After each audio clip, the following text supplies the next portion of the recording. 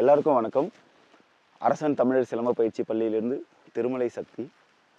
சிலம்பம் அப்படின்னு சொன்னாவே எல்லாரும் ஒரு கேள்வி கேட்குறாங்க.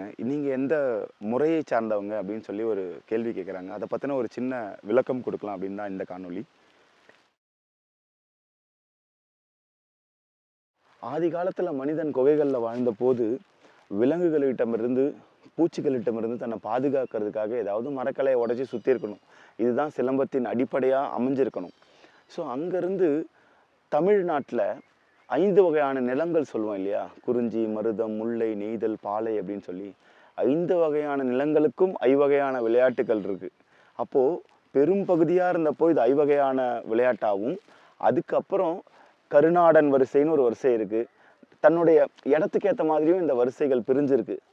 இன ரீதியாகவும் சாதிய ரீதியாகவும் பல்வேறு பெயர்களில் பல்வேறு சிலம்ப முறைகள் இருக்குது. என்னோட ஐயா கிட்ட நான் அடிக்கடி கேட்குற ஒரு கேள்வி இருக்குது. ஐயா, எல்லாரும் என்னென்னவோ பேர் சொல்கிறாங்க ஐயா, துளுக்கானம், நாகம் 16, கள்ளப்பெத்து, அந்த மாதிரி பல பேர்கள் சொல்கிறாங்களே ஐயா, நம்ம என்னையா முறை விளையாடுறோம் அப்படின்னு சொல்லி கேட்கும்போது எங்கள் ஐயா ரொம்ப சிரிச்சுக்கிட்டே பதில் சொல்லுவாங்க.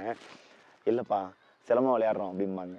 ஸோ சிலம்பம் பொறுத்த வரைக்கும் எதிரி அடிக்கிறான்னா தடுக்க தெரியணும், துறப்பை பார்த்து அடிக்க தெரியணும். இவ்வளோதான் சிலம்பத்தோட முக்கிய கூறு. இதை முதல்ல கற்றுக்கோங்க அப்படின்னு சொல்லி எங்கள் ஐயா அடிக்கடி சொல்லுவாங்க.